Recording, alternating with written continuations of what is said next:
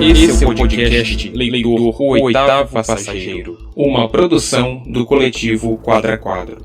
Projeto realizado com recursos da Lei Aldir Blanc, Secretaria da Cultura do Governo do Estado do Espírito Santo, Secretaria Especial da Cultura, Ministério do Turismo, Governo Federal.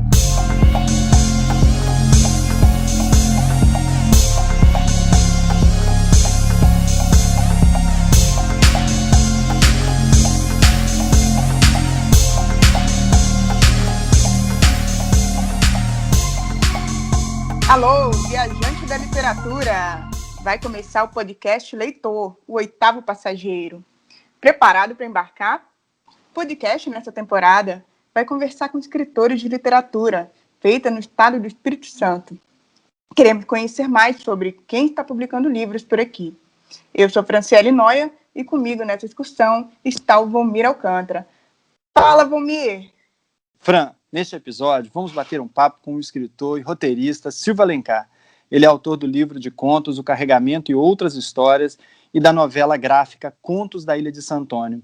Ele publica regularmente pelo Instagram com o ilustrador Léo Rangel a tira Cat Milene Soraya, Bruxa High-Tech. Silvio também é editor do site Contos Estranhos, que divulga quadrinhos capixabas. Silvio, obrigado por ter aceitado o nosso convite. Seja bem-vindo a essa nova palavra. A gente vai começar a entrevista. Obrigado pelo convite. Sempre um prazer estar aqui. Valeu. Maravilha. Parafraseando livremente o sistema literário pensado pelo Antônio Cândido, foi um grande estudioso literário brasileiro, a gente quer começar perguntando sobre as suas primeiras experiências de leitura. Você pode falar um pouco para a gente da sua experiência mais antiga como leitor? Rapaz, eu acho que a primeira experiência de leitura que eu tive foi uma influência da minha mãe. Eu era criança, molequinha ainda, e eu lembro de uma conversa que eu tive com ela, e ela falava que lia quadrinhos quando era mais moça, e ela lia a história do Fantasma. Aí eu fiquei assim, maneiro esse nome, Fantasma, e aquilo me instigou. Eu queria saber mais o que minha mãe lia, o que ela gostava. E, a partir dali, eu comecei a prestar atenção mais nos quadrinhos. Agora, a primeira revista que eu li, eu lembro até hoje. Eu morava em Brasília, na época. Meu pai tinha sido transferido para lá, que ele trabalhava como servidor público na Câmara dos Deputados. E a gente foi morar em Brasília. E aí lá eu estava no Carrefour, na época, e tinha uma banquinha de jornal na entrada do Carrefour. Aí meu pai foi fazer não sei o que, um crediário, não sei o que ele foi arrumar, e me deixou ali na banquinha, né? Ele ficava, não é muito longe, ele ficava me olhando ali. E eu comecei a folhear os quadrinhos que estavam lá, né? Justamente o que minha mãe tinha falado. Estava procurando Fantasma. E aí o que eu achei lá foi uma revista do Superman, que ele enfrenta o monstro do pântano. Eu achei aquilo sensacional, cara, porque o Superman que eu via nos desenhos animados enfrentando um monstro, né? E aí a história, eu falei, nossa, o Superman vai acabar com esse monstro. E aí eu comecei a ler a história. Comecei a ler a história ali mesmo, na banca de jornal. Descobri que, na verdade, o monstro do pântano não era nada que eu estava esperando, que ele era, na verdade, um herói também. E li a história todinha ali, até que o dono da banca veio, pisou no meu pé e falou, olha só, você não vai pagar, não. Tava esperando a hora que você ia contar essa parte. Aí eu, nossa. Aí eu fui, aquele momento que você descobre as regras do mundo. Mas não posso ler, não? Os usos do mundo. Você pagou? Não, deixei lá onde estava, não tinha dinheiro.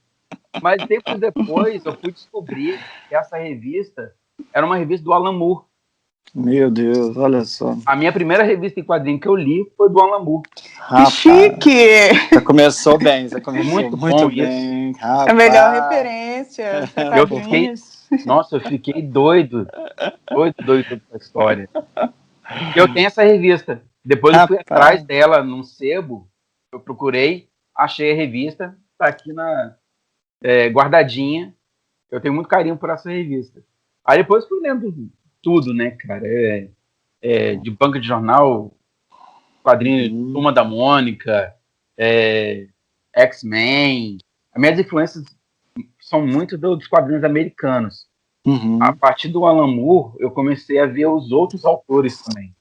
Enquanto o pessoal ia na banca para folhear para ver os desenhos, eu ia para a primeira página procurando quem eram os autores, escritores.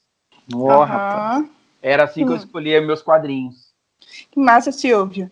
E dessas suas leituras aí de quadrinhos, de livros, qual foi que você acha que te influenciou ao ponto de dar o desejo de também escrever, sabe? Assim, aquela leitura, aquele livro, que seja mesmo conto ou quadrinho, que você acha que te deu vontade de ser escritor? Então, deixa eu ver. Eu acho que por essa influência que eu tenho dos quadrinhos, eu comecei a ler mesmo. Quadrinho eu sempre li. Agora, ler literatura foi a partir do ensino médio. Eu li alguma coisa na oitava série, mas muito pouco. Mas depois comecei no ensino médio a ler mais. E na faculdade também. Então, fui conhecendo através de amigos, outros livros, outros autores. Eu lembro muito de texto do Dostoiévski, que eu gostava muito de ler. Gabriel Garcia Marques. Nossa, adorava. Machado de Assis, por influência até de Valmir. Sempre gostei.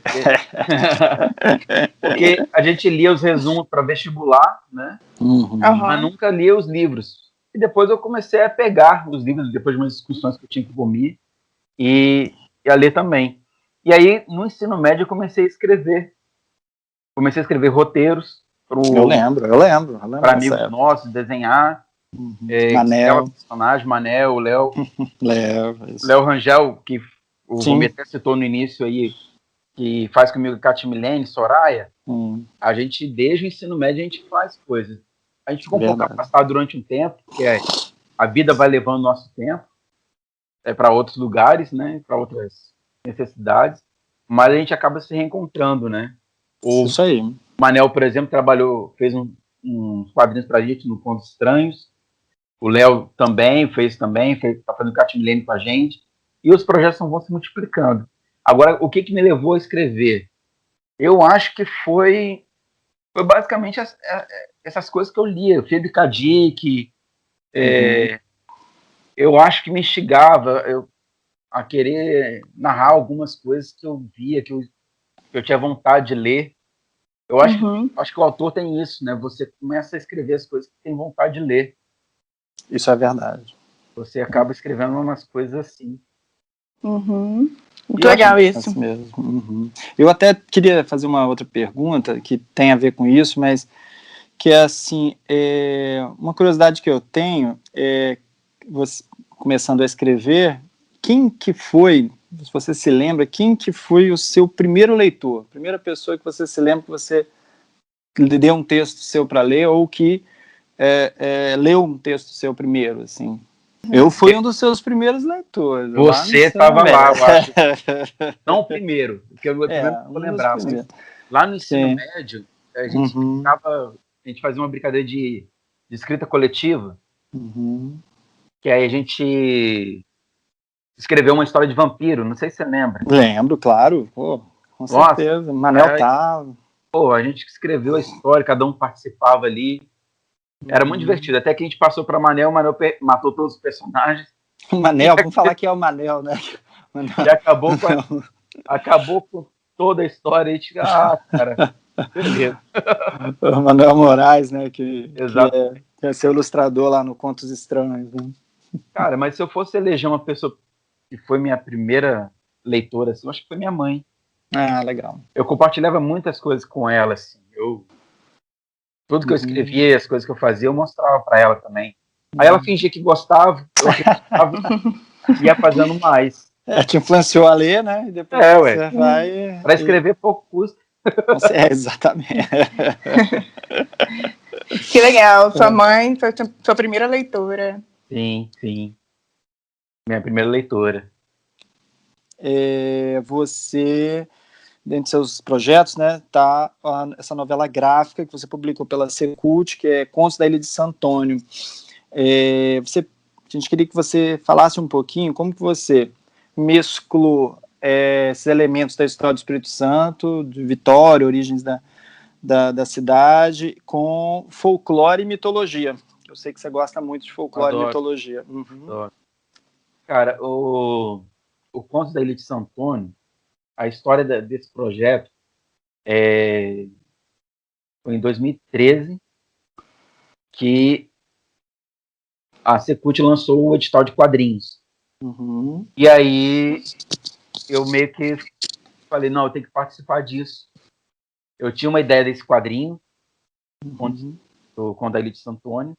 Aí eu escrevi e eu não tinha nem desenhista.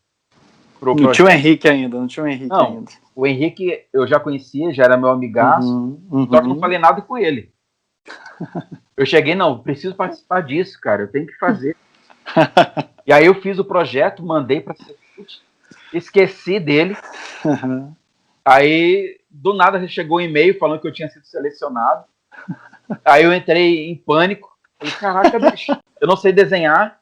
Eu tenho que arranjar um desenhista, tem que achar um... Aí eu liguei para Henrique. Falei, Henrique, pelo amor de Deus, cara, desenha para mim. Não, cara, tamo junto. Beleza. Resolvido. Resolvido. E o Contos da Ilha de Santo Antônio, cara, ele na verdade, ele era outra coisa antes. Ele era uma história de RPG que eu joguei. Peraí, você joga RPG? Jogo. Eu não sabia, meu Deus. Não sabia? Eu jogo muito RPG. Toda semana eu jogo um pouquinho. E aí era uma aventura de RPG de um sistema chamado Changeling. Das Trevas? Isso. Aí tinha essa aventura que a gente tinha jogado, que a gente tinha feito. E aí eu adaptei essa história para o Contos da Ilha de Santo Antônio. Olha, a história era o quê? Interessante isso. O universo do Contos da Ilha de Santo Antônio, né? Eu imaginei o seguinte, que quando o europeu chegou aqui, já existiam outras pessoas, que são os indígenas, e eles tinham suas próprias crenças. Então, na história, essas crenças têm vida. Você chama de contos, inclusive, também. Contos, porque elas são narrativas. Exatamente.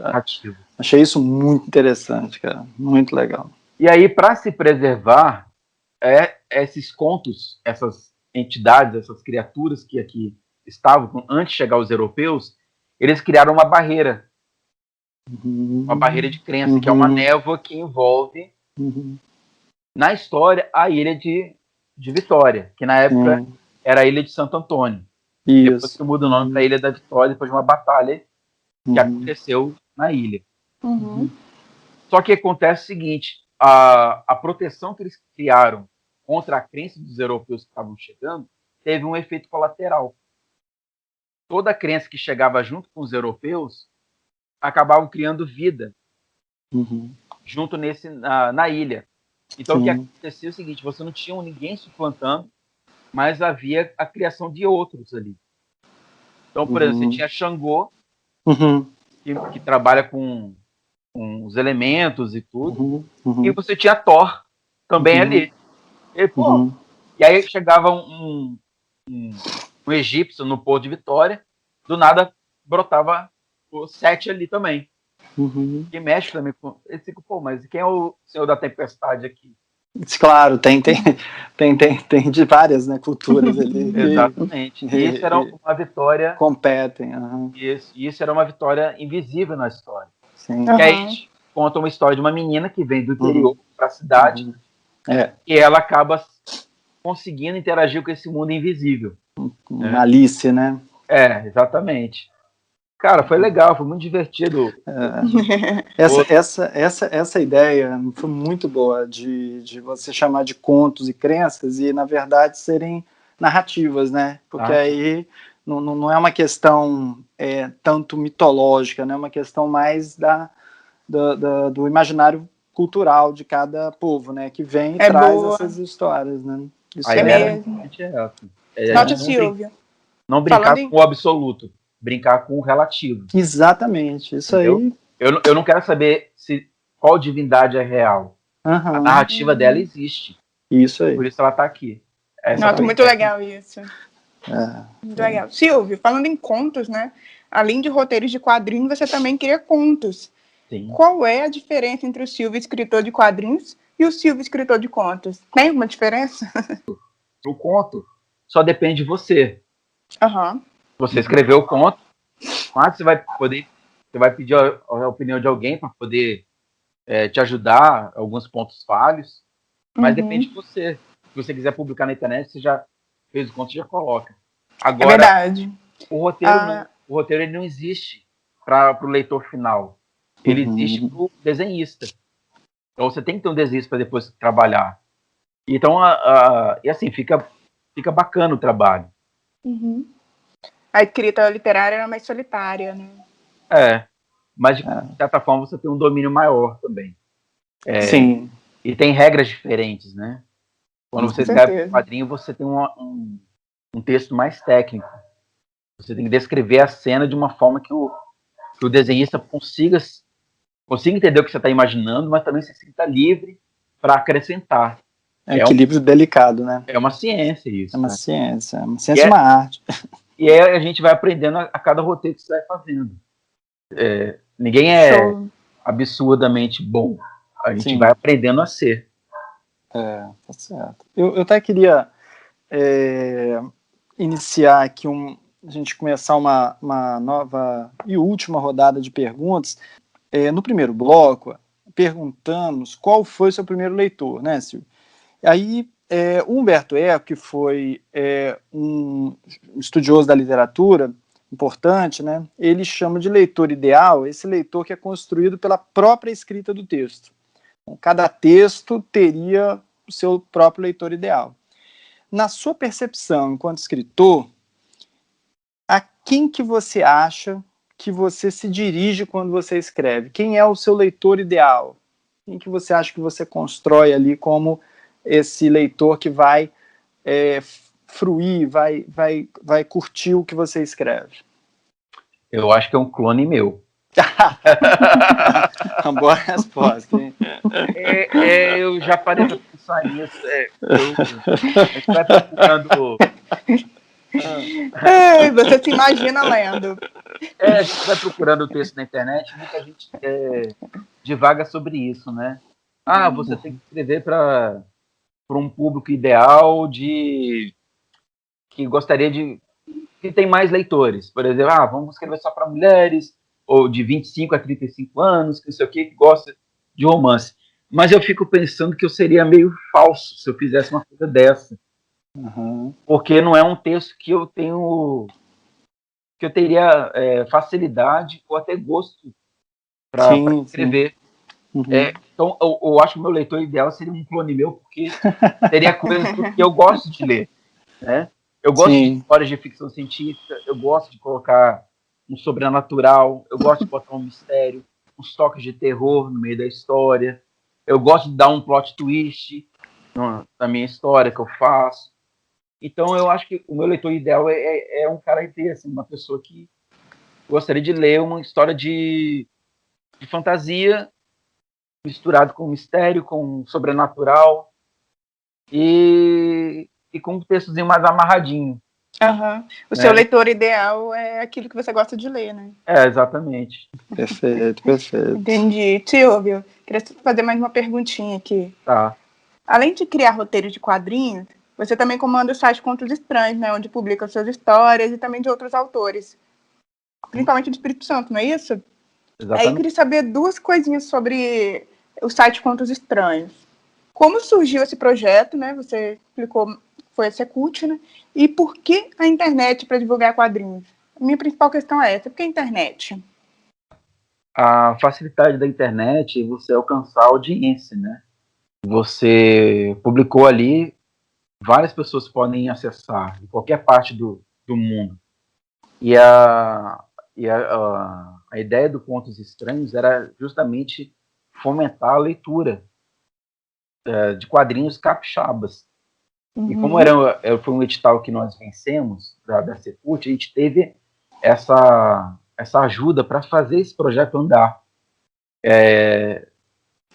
Então, a ideia do projeto do Contos Estranhos, ele vem de um desejo meu antigo de criar histórias que tenha a pegada das Pulp Fictions antigas. Inclusive, Contos Estranhos vem de um nome de uma revista famosa da época, é o Wade Tales. Ah, é verdade. Lovecraft escreveu para essa revista, uma galera. Então, a ideia era criar histórias que tivessem essa pegada de mistério, de sobrenatural, de coisas inexplicáveis. E foi muito bacana de trabalhar. Nossa, a contribuição de vocês foi muito boa. Só ouço elogio do quadrinho de vocês também. Nós gostamos muito de participar, foi uma experiência. Eu nunca tinha feito quadrinho antes, e você, inclusive, deu dicas muito boas de como fazer sinopse, argumento, construção do número de páginas para os quadros. Foi muito bom. Eu aprendi muito com essa experiência. Aprendemos muito, foi ótimo. Ficou ótimo. Eu ainda recebo elogios ainda. Manel, um dia desse, falou, história, gostei. Manel é doido para aquela história. Ele falou comigo. Cara, além desse trabalho, tem um outro trabalho que eu queria citar também, na área de quadrinho, que é o MPT em quadrinhos. Não sei se vocês conhecem. Sim, claro. Fala aí. É um projeto do Ministério Público de Trabalho, que é uma série de quadrinhos, já está no número 47, se eu não me engano. Se você estiver ouvindo depois, talvez tenha 48, mas... é uma viagem no tempo aqui. É verdade, a cápsula, né, do tempo. Então, é um projeto que já está na 47ª edição, e cada edição trata de um assunto trabalhista. Mas não é como se fosse uma cartilha. A propósito do MPT em quadrinhos é fazer histórias em quadrinhos, mas o pano de fundo é uma questão trabalhista. Você tem uma história todinha ali, e ele trata da questão trabalhista, mas é uma história, se você quiser ler como se fosse um quadrinho, você consegue, sem se ater a questão do trabalhista, mas você consegue as informações ali. É didático, mas tem a fruição da história também. Exatamente. Esse quadrinho, eu comecei a participar dele quando já estava na edição 13. Aí, desde então, eu tenho sido o autor do projeto. Então, da 13 a 47, eu acho que teve 2 que eu não escrevi, e foi um outro autor.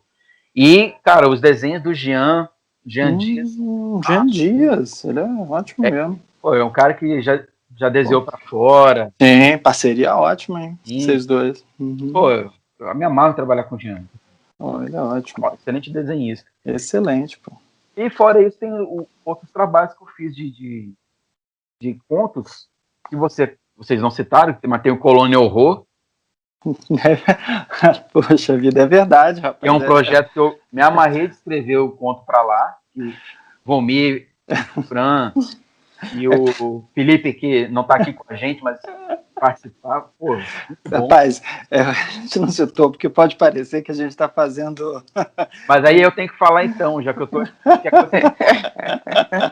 Tem um livrinho infantil juvenil que eu escrevi, que é o Grande Martelo. Opa. Você tem essa edição, Vomir? Não tenho, mas quero saber como que a gente consegue. É um erro meu, vou passar para você. Então, foi a minha primeira aventura no juvenil.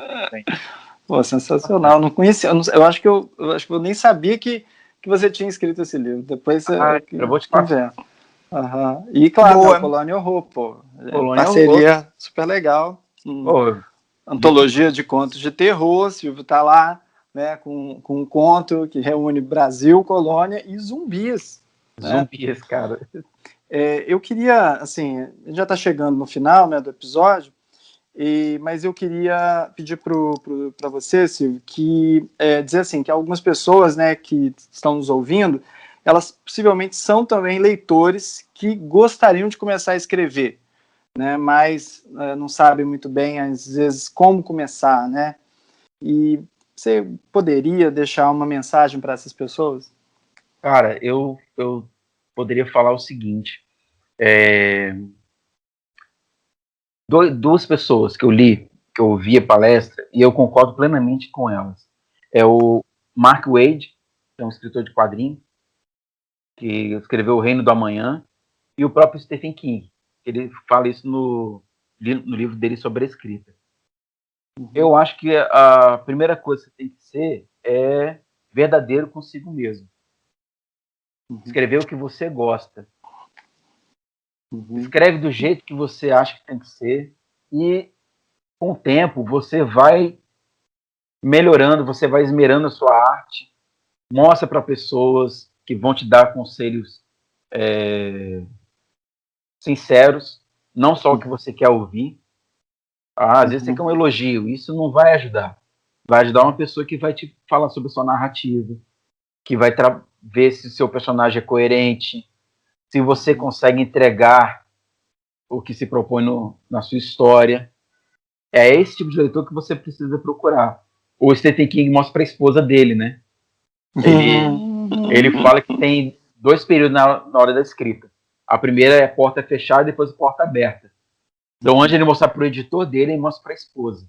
Aí a esposa esculacha com ele, ele acerta as coisas. E eu acho que é isso, é você ir praticando, vai escrevendo. Se gosta de quadrinho, procura como é que o pessoal faz, como é que ele faz o trabalho dele. Existem, por exemplo, cursos de escrita criativa, que é bacana participar, tem uns muito bons. E eu acho que é sempre escrever. Sempre escrever. Criar o hábito, você ficar... Quando você começa a ter aquele nervoso de não estar escrevendo. Quando você chegar nesse ponto, você já está bom. Você já está com a necessidade da escrita. Eu acho que esse é o caminho. É você ir fazendo. Fazendo, até que você consiga chegar a um ponto ideal. Eu acho que é a prática mesmo. Sim. E a gente, como eu falei antes, a gente vai se aperfeiçoando sempre a cada trabalho. Nossa, bom demais, Silvio, bom demais. Queremos agradecer ao Silvio pelo ótimo papo. Obrigada, Silvio.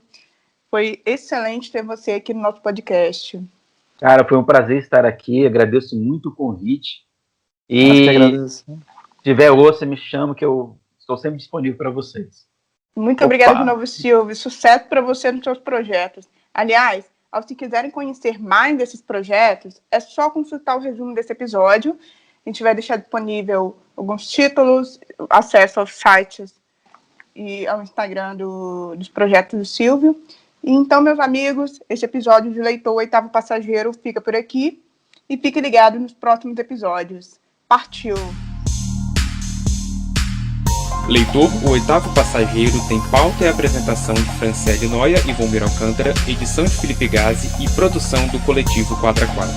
Projeto realizado com recursos da Lei Aldir Blanc, Secretaria da Cultura do Governo do Estado do Espírito Santo, Secretaria Especial da Cultura, Ministério do Turismo, Governo Federal.